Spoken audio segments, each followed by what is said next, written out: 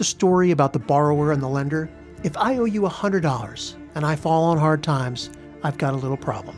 But if I owe you $1 million, now you've got a problem, a big problem. And that's the situation many lenders are in today when it comes to commercial real estate loans, specifically loans to buy office buildings. Today, you're going to hear from two of CBRE's top members of their capital markets group.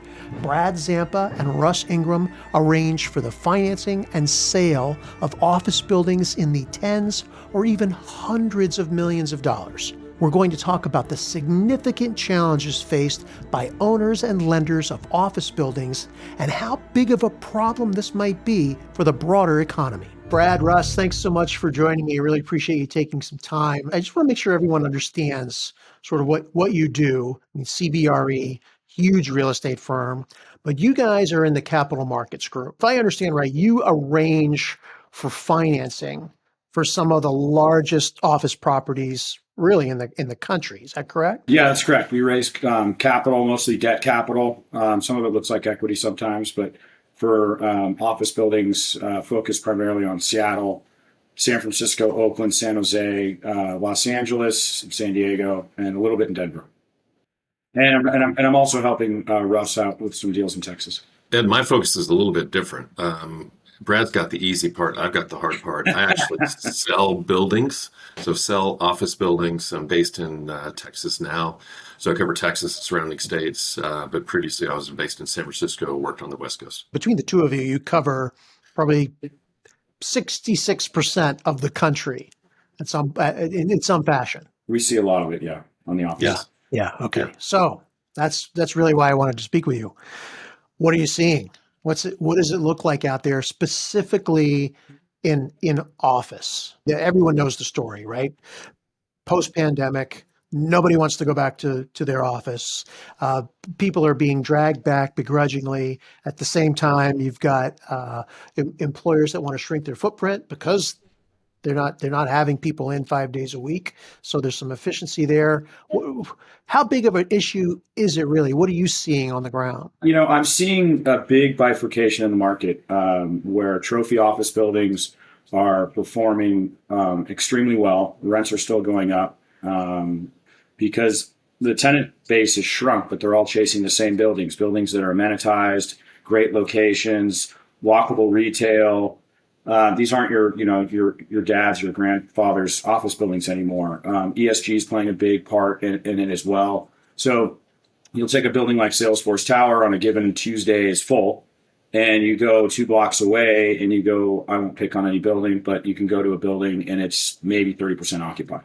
So I think as these leases roll, tenants are going to migrate to the top trophy buildings in every CBD, and that 10 to 15%, maybe 20% of the market is going to do really well, and then the rest of the market is going to hurt. And I agree with Brad that there is a bifurcation, and I'll even take a slight step backward that when the pandemic hit, all areas of commercial real estate were impacted.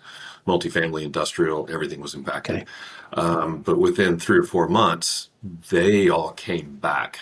And you started seeing capital come back for it. You started seeing debt come back for it, and trading. And offices lagged behind there because, as you said, that work from home, work from anywhere. And if you were working in Salesforce Tower in 2019, chances are you live in Boise, Idaho, or Austin, Texas, or somewhere else, and you weren't going back into the office. If you worked at a warehouse facility, you're darn right you were back. As soon as you were allowed by the government. People need places to live, so multifamily was back. So all of these things conspired to make office a little bit slower of a recovery. Having said all that, leading up into the Ukraine war and inflation, it was a pretty active capital market for office. It was very aggressive debt, very aggressive equity. In fact, we were seeing price per square foot records all across the country for office heading into Q1 of 2022.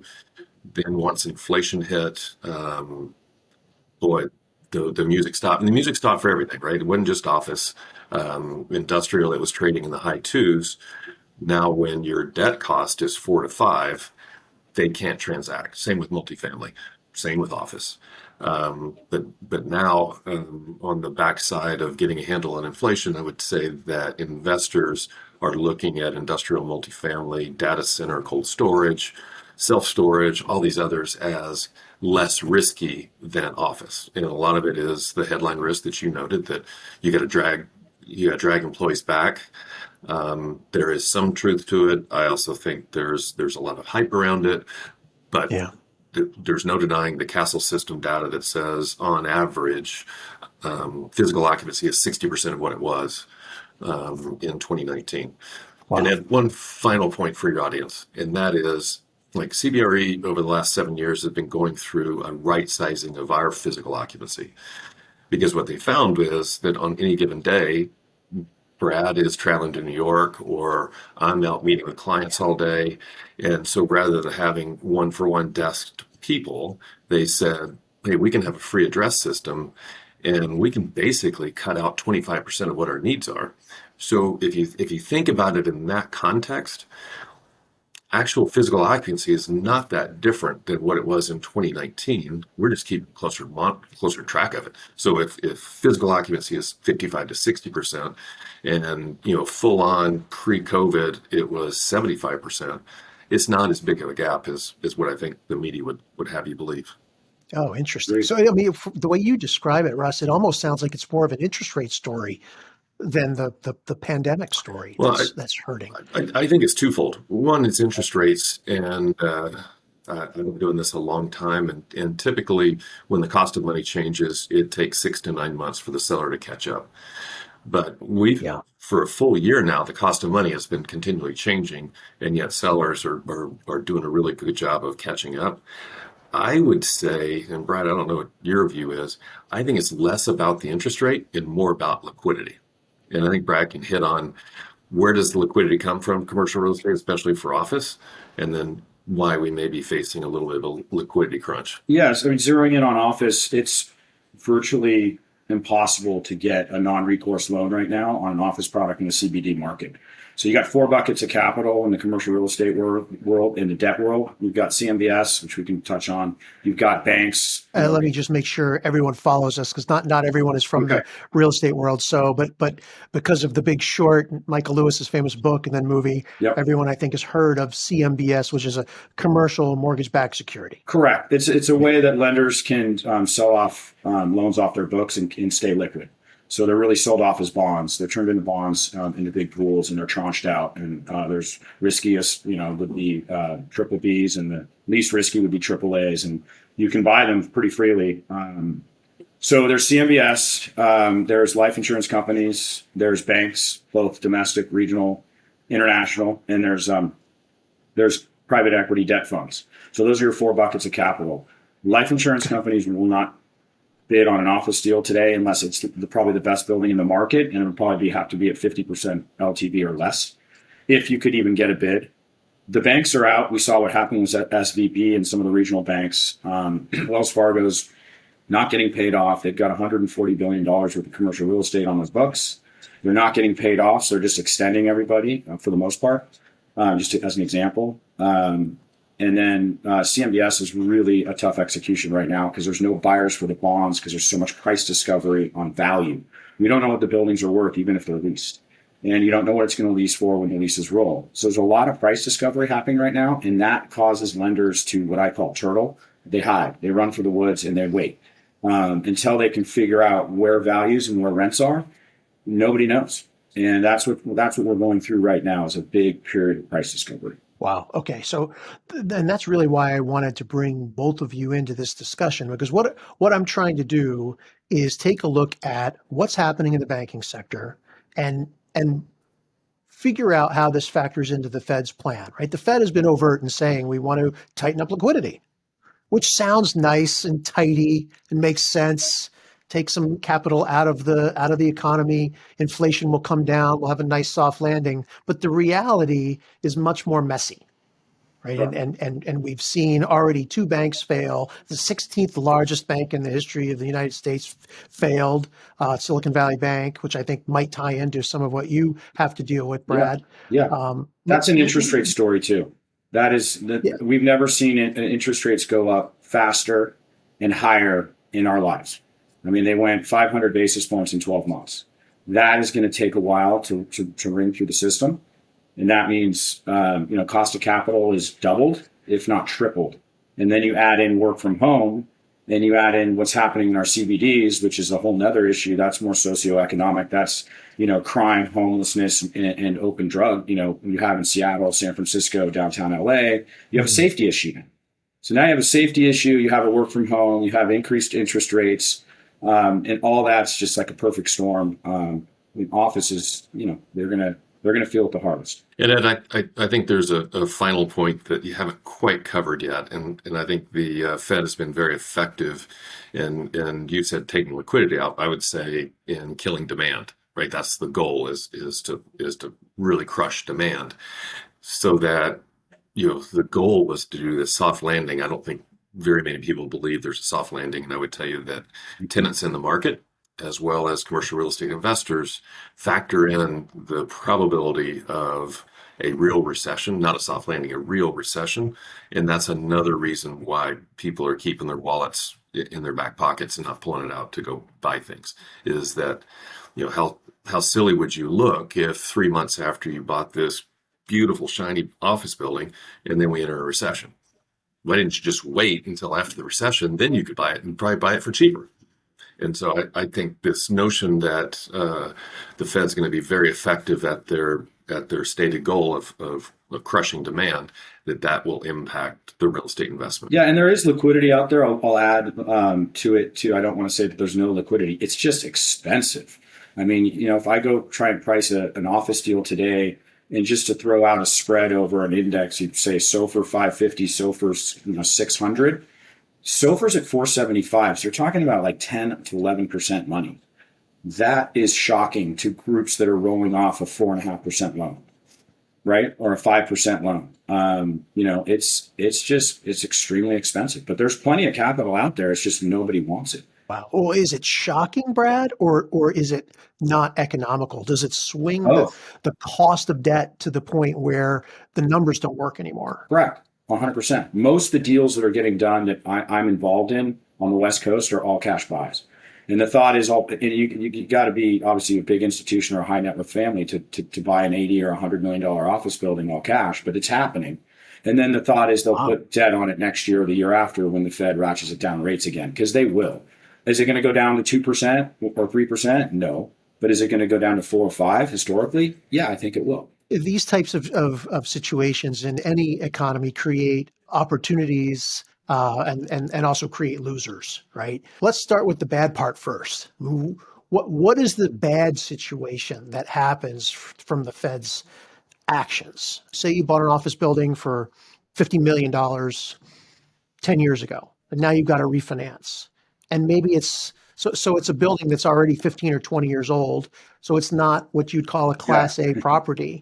Got a big problem on your hands. Yeah. You have to have conviction, and it's real estate's local, right? So it depends on the market. If you feel like you could turn this building into something special, and you're willing to put that money in the building, then great. But you're seeing most groups not willing to do that right now because you don't know what rents you're going to get. You have no idea how long you're going to have to carry it. So you got carry costs, and it could be 2 years, and that's not a really good investment. So a lot of groups are deciding either go rework my loan, or I'm going to give the keys back, and that's what's happening real time, like right now. So Ed, I might give you a slightly more nuanced answer, and I'll use the example you used. That let's say you bought a building in 2012 or 2013. Your 10-year loan is coming due this year. In a place like San Francisco, your rents are 120% greater today. If you knew what rents were, they'd be double what they were in 2013. So you have some equity there, right? And then this just comes down to how much lease term do you have? What's the rollover? What's the occupancy? And if you're 60% leased, refi is going to be very, very challenged, as for all the reasons Brad noted. I think the harder deal is you bought a deal in 2019, so kind of towards the top of the market, and it was a value add deal. You put 3-year debt on it, 4-year debt on it. Now you're running out of debt room, and you bought it at absolute the worst time because there hadn't been that much leasing to be had during that time period. And so you have a high basis, you have a high loan amount, you haven't completed your business plan, so the income is not where it needs to be to support a refinance. But I would tell you, and Brad, you can opine on this. Lender doesn't want it back, and if you've been a good borrower and you've done all the things that you were supposed to, and then the market just didn't reward you, I think you're going to get some runway from that lender to get to a better spot. Definitely. I've probably been on the phone today with maybe 6 or 7 different household name lenders. I'll leave off specifics, but the biggest banks in the country, in the world, quite frankly, and they are definitely extending everyone they possibly can because they don't want this stuff back. So if you're willing to write a check for somewhere between 10 and 20% of the loan amount down, you're usually able to get 2 to 3 years. But you have to be willing to write that check. And those checks are big. Sometimes they're really big. There's talking on some of these loans are 200, 300, 400 million. They're going to want you to pay it down to $50 million. And then, you have to be willing to write that check or the ability to write that check. And if you don't have the ability to write the check, there's a lot of mezzanine and preferred groups out there that are waiting. I don't want to call them, vultures, but they're looking to, make a mid to high teens return. And basically it's rescue capital. And so there's a lot of money out there for that, but we're not quite there yet. We call it, recapitalizations, but it's coming. So we talked a little bit about Silicon Valley Bank. Let's dig into kind of that aspect of what we're talking about, because Silicon Valley Bank had they had a lot of issues, but if you boil it down, my understanding is they sort of failed to manage their interest rate risk, right? They failed banking 101. It's twofold. It's twofold. Yes, and they lent on very risky assets. They had 2 assets, right? The 2 assets that really got them in trouble, that were their longer term investments, were U.S. bonds, government bonds, and CMBS, commercial mortgage-backed securities. What kind of a problem do you think this is for a bank? The example that you just gave, where the bank says you need to pay down your note, and then we'll give you an extension. I think it's really a mark-to-market issue. If you don't have to take the mark, you're going to push it. You can kick it down the road. But they had liquidity issues, so they had to take the mark. That buried them, right? So a lot of these banks have loans. I mean, if you look at most people's home loans, I don't know what you're paying. My home loan from several years ago is at 2.5% or something crazy. If you had to sell that loan today, it's worth 50 cents on the dollar. But if you don't have to sell, you can hang on. CMBS is the same way. Most CMBS deals are cash flowing. Those aren't bridge deals. Those are cash flowing deals. So if you can hold the bonds, you're probably going to be okay. Right? But if you have to take a mark today, is where the huge losses you're going to see. And I think most of the regional banks, to tell you the truth, I'm a little more rosier on them because a lot of them take recourse for their financings, which means they have personal guarantees in place. And so a lot of these groups, whether, I don't want to name names, but I could, most the regional and local banks, they're recourse lenders. So you're on the hook personally. So they're going to be in pretty good shape if things go sideways, right? So it's a different animal. Yeah. So, Ed, I think one of the problems with Silicon Valley Bank is that they more than doubled in size in a 3-year time period. They didn't have enough legit, traditional investments, so they plowed all that money into CMBS and treasuries. You look at the typical commercial bank, the way they structure their commercial real estate, it's all floating rate stuff. They will ask the borrower to hedge the borrower's risk.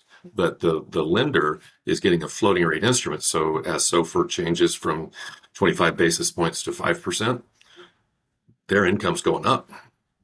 And so Brad's right. If you don't have to sell it, especially their commercial real estate product, they actually don't even have a mark-to-market problem on their commercial real estate. They do on their residential, where you're doing everything on a fixed rate basis. But on commercial, I think they're golden. You mentioned SOFR a couple of times. Is SOFR the new LIBOR? Yes. Yeah. Okay. About 2 years ago, transferred over to SOFR. It's about 4.65 today, I think. It's kind of bumping around. 4.65. Yeah. Wow. So your average. And just your average, what was it 2 years ago? 25. 0.25. Wow. Just massive. Amazing. That's the issue. So, Russ, I've read in a few different places that maybe things aren't as bad as they sound, and you two are both, I think, saying the same thing. But I've also read that with office, that up to 25% of existing office space today is going to be effectively obsolete by the end of this decade. That's a lot of space, and I've heard a lot of people who aren't in real estate say, well, what a great opportunity.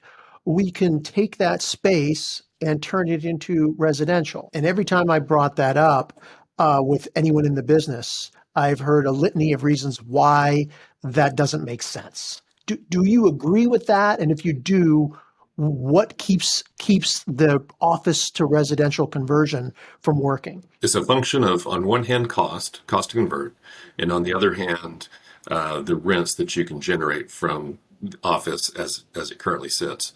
And so a market like Houston, you're going to see a lot more conversions. Downtown Dallas, there's 5 of them going on right now because there's very little demand for CBD Dallas office, and the rents reflect that lack of demand. And so for a CBD building, you kind of need a basis of $50, $60 a foot. For a suburban office, you really need a basis of $30 to $40 a foot. But it's also a function of what kind of rents you can get. Like in Austin, Texas, the rents never fall far enough to make conversion make sense. The building's just worth more as an office building than it is as a conversion place. So it's a function. I mean, you're putting in to convert an office building to residential plus minus $400 a square foot. Right? It's a really big undertaking. And so even if you're able to buy it at $55 a foot, your basis is going to be $450 a foot. You're hoping you can get $4 rents, which is $48 net, less $10 in expenses. You're getting $38 net, and you've got $450 to $500 into it. That's kind of the math that people are going through, and why you don't see more conversions of these office buildings. I think the realistic outcome is what you have is probably 25 to 40% of the office stock has been underinvested, right? That owners have not kept track or kept up with what companies and ultimately their employees want. So if you think back when I first got in this business, it was 2012. No, I'm teasing. It was in the 90s. Tenants would move for 25 cents a foot. Right? They would relocate across the street to save 25 cents a foot. Today, tenants will go across the street and they'll pay double what they're paying to get the right set of amenities and environment and culture that they need to attract and retain the type of employees that they want to attract and retain. So HR now runs the real estate decision. Real estate doesn't run the real estate decision. HR does, because recruitment and retention is the most important thing. And so if you use that lens, and I've got an 80s style vintage building, what do I have to do for an HR person to say, yes, this is where we can build our culture. This is where we can get people to be excited about coming into. Brad hit on it earlier. The easy ones are walkable to concentrated retail. New buildings, walkable to concentrated retail. Those are the layups. But that's a really small percentage of the office building population. And so what do you do with a suburban 12-story asset built in 1984, right? Well, you can look at conversion. Most likely it doesn't pencil based upon where you can sign rents. But I think it really comes down to, I've got to put in $20 a foot, $25 a foot into cosmetic base building stuff to change the appeal of my asset to the marketplace. And frankly, if I've owned this building for 10 years, I'm unwilling to do it. And so it almost takes a sale in order to get somebody in there that says, yeah, I'll be your huckleberry. I'll do that and make it happen. Yeah, you got to clear the assets almost at land value or inside of land value. And that's what we're going to see happen in a lot of West Coast cities because you're basically scraping it. And so you ask what some of these buildings are worth. The really older buildings, the 80s vintage, they're worth land value minus demolition costs. That's the truth. You have to have conviction to come in and invest. And that probably leads to our next topic is how are we going to get investors to have conviction in our CBDs on the West Coast? And before you go there, Brad, just one quick question for you. you're on the West Coast, a lot of high profile layoffs being announced. Always. Doesn't seem to be an end in sight. You know, we're in this era where unemployment's just, it's so low. And Brad, you said, or Russ, you said that HR is driving the bus when it comes to real estate choices. But are you still seeing that on the West Coast, Brad? Yeah, we haven't bottomed yet. We're still seeing companies dump space, and just saw Pinterest dump 150,000 feet. I mean, we've got, we're very heavy tech. San Francisco always reinvents itself, and I never count out San Francisco, because there'll be something that comes, whether it's AI or whatever, and VCs will pump a bunch of monies into these companies, and they'll start taking space again. It always reinvents itself, just like the gold rush. But right now, we're in a position where companies are scared. They're dumping space. They're laying off people. They're cutting costs. It's a risk-off atmosphere, and it's going to be that way, I think, until at least another 6 to 12 months before we really bottom out. It gets back down to, if there's going to be a recession, when is it? How long does it last? How deep is it? And I think tech has consistently shown the ability to look around the corner, see what's coming next, and get positioned for it. They were hiring before anybody else did when things were recovering, and now they're laying off before anybody else is, because what they see. And a lot of theirs is being forced on them by VCs and their capital, saying, you're not getting any more money, so stop spending more than you bring in. Sounds like my tell house. That to my wife. And Yeah, it sounds like my house. So, Brad, you were going to start talking about what is it going to take to give investors conviction. The obvious is tax incentives, right? I mean, that's what everybody's talking about. London Breed's talking about it here in San Francisco, and we had one. I want to say 8 years ago for this called the Twitter tax break to kind of reinvent Market Street in downtown San Francisco, and it worked. Twitter went down there. Bunch of companies followed, Uber grew, and they were getting a pretty big tax break. And I think we're going to have to go back to that, because, I just don't think there's enough capital out there that's willing to make the bet yet. It might come but values have to drop. And then, you should have a green light and a fast track. If you're going to take an office building to resi, you shouldn't be held up by the city for years to get your entitlements. That should be fast tracked, boom, because you're carrying that. You have to. I mean, that's dead money until you can get that thing built. So I think you're going to see that. I think it's coming. I think the pendulum kind of went maybe a little too far left in some of our cities, and now it's kind of maybe coming back. Hopefully, a little back to reality. And I might throw on there that I love the age-old analogy of greed versus fear, and that's what drives people's investment decision. When they're afraid, then they don't do anything. When they feel like they're missing out on opportunities, then they jump in. And I think the current environment that we're in 2023 is very much an entrepreneur's market. It's not an institutional investor's market, because they can be second guessed for mistakes they make. Entrepreneurs, they know they're going to make some mistakes, but the reward is worth it for them. And so I look at this as very much one of the better entrepreneurs environment, on par with late 80s, early 90s, in 2009, there was nobody in the marketplace, even though, the market bottomed, what was it, March of 2009? It was 2011, 2012 before you saw institutions come back into the market. And prior to that, almost everybody in this business will say the same thing. I wish I'd have bought everything that crossed my desk, because I would have made money. And so look at this environment as maybe like we're in 2009, similar to the GFC, in that you're uncertain as to what is going to be next, but that doesn't mean you can't pick the right asset and get the right price.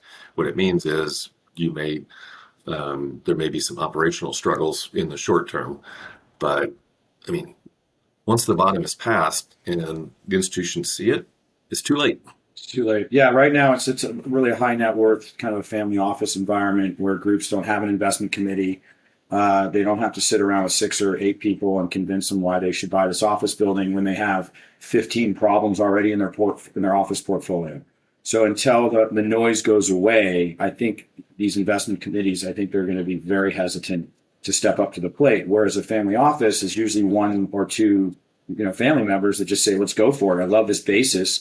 We love San Francisco. We know it's going to come back. We got lots of time to be wrong. We don't need to finance until rates come back down. So let's go. And so you're starting to see that for sure. So how long do you think it takes before the noise goes away, Brad, as you describe it? Because I remember the I great wish it was financial crisis tomorrow. painfully. Yeah, I mean, it took years for things to wash out and growth to I start. think it's 6 to 12 months. And That fast. I do, because we've never seen interest rates go up this fast. So groups have to make a decision. When LIBOR is at 50 bips or 25 bips, you can kick the can down the road and you can pretend there's no problem for a long time because you're floating rate, it's free money. But when money gets as expensive as it is today, you got to make a decision. And I really think for institutions, we're looking at 2 years, 3 years before they're going to come back and make a bet on office. So I think the entrepreneurs have a little bit of runway, but I also think some of the better buys are going to be the ones that happen this year. Yeah, on the way down. You can't time the bottom. It's just like the stock market. Yeah. It's too late once you're at the bottom. You got to have conviction today.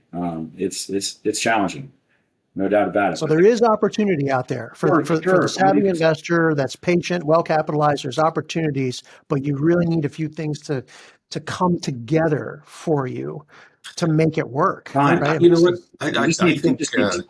I think sometimes it's a stock picker's market. This is an asset picker's market, right? Mhm. That you should never take a chance right now on location or quality or age.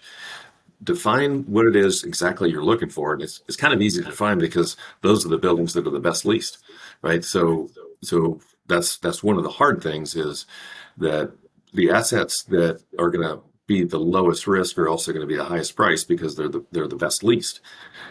But then again, I think another way of saying what we see right now is that cash flow is on sale because there's so few bidders for it that you can get a bargain. Let's say, high quality asset that's 87% leased with 5 years of WALT. You can buy it at an 8 cap or an 8.5 cap. I mean, cash flow is on sale. So and that cap rate, not to interrupt you, and that cap rate was what 2 years ago? Half, 4.5. Well, in downtown San Francisco, yeah, but out in the hinterlands, that was probably a 6.5, 6.5. So a pretty significant. And yes, the cost of money has gone up. Yes, I agree with all that stuff. But I would also say you're probably picking assets in higher growth markets. You're not picking assets in suburban Chicago where you're having a lot of flight of companies and employees. You're focused on where the growth is going to take place, where you think is going to, and once again, just be very specific and be really thoughtful. What kind of asset do I want, and just make sure you buy those. And I just think you take care of a lot of your risk. If you have an asset that tenants want, that's not nearly as bad as just buying a generic option on office buildings. Naturally, or by market. Sure. But even for that transaction, you're going to need some sort of adjustment, probably, I would think, on the seller's part as to what it's worth, because you can't get the level of debt that you used to be able to get 2 years ago, and you're certainly not going to get the same interest rate. That is the market, right? The sellers, if they're going to trade, they've got to meet the market, and you're not competing with the world's largest pension funds. You're competing against somebody like you, but maybe they need debt. You don't need debt. There's different ways to compete, but everybody's dealing with the same metrics. Okay. And oh, by the way, Ed, I used to underwrite. Let's just on an unlevered IRR basis. Our unlevered IRRs were anywhere from 6 to 8%. Today we're underwriting to 15 to 18%. Wow.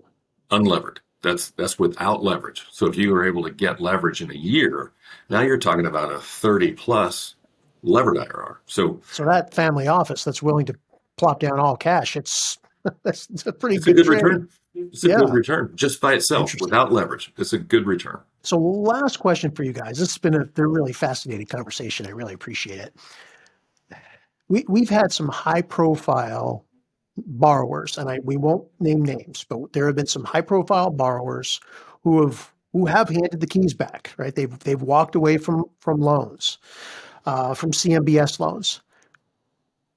Are those one-offs? Do you think that is going to be a problem of the great financial crisis scale? Do you think it's systemic, or do you think it's going to be painful for a few players, and it's going to wash itself out. So you're reading the headlines, and the headlines is so-and-so defaults, so-and-so defaults. There hasn't been a lot of handing the keys back, because that's a negotiation tactic.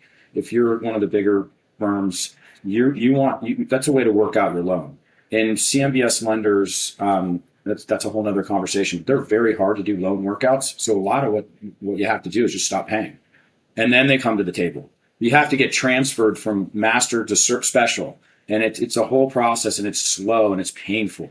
So a lot of that's a negotiation tactic that you're reading. You will see big groups hand keys back because they have to be a fiduciary for their capital. And if they think they bought a building 2 years ago and it was $800 a foot, now it's worth $400 a foot, what are they supposed to do? You can't save everybody. So they're going to look in their portfolio and say, let's save this one, this one, this one. That one doesn't have a chance for whatever reason. So you are going to see it. But a lot of what I see going on right now is more tactical and strategic than anything else. And if it was worth 800 and now it's worth 4, lender, we both have. Somebody probably gave you 700 for it, right? Yeah, so it's still someone's problem. It's we have a problem. Right? It's not right. Okay. So let's both come to the table and figure out a solution. And a lot of that's, writing the loan down, having fresh capital come in. I'll put in new capital. You write my basis down. Think it's going to get really creative, and it always does. The lawyers are going to make a lot of money. They always do. Yeah. I definitely see quite a bit of these transactions coming. Most likely, you'll start to see more of it or see it accelerate in the second half of the year. But that, is it on terms of the GFC? Yeah, I'm not sure. Because so much of it was assets bought in 2018, 2019. Okay. That assets bought before then, there was enough rent growth inherent in their rent roll that they'll be able to figure a way out. So it's not pervasive across the entire landscape. It's going to be more isolated. Yeah, asset specific. Lender specific, asset specific, and market specific. Russ, Brad, CBRE, thank you so much for your time. I wish you the best of luck out there over the next year. Hopefully this creates some great opportunities for you guys as well. I really appreciate the time. Thank you. Thank you, Ed. So you might be wondering, why are we talking about office space today? Well, it's part of a bigger picture, because the Federal Reserve has been saying for about a year now that they want less liquidity in the economy. They want tighter monetary policy to bring down inflation. And look, that all sounds nice and neat and tidy. And there's been talk of a soft landing while this all plays out.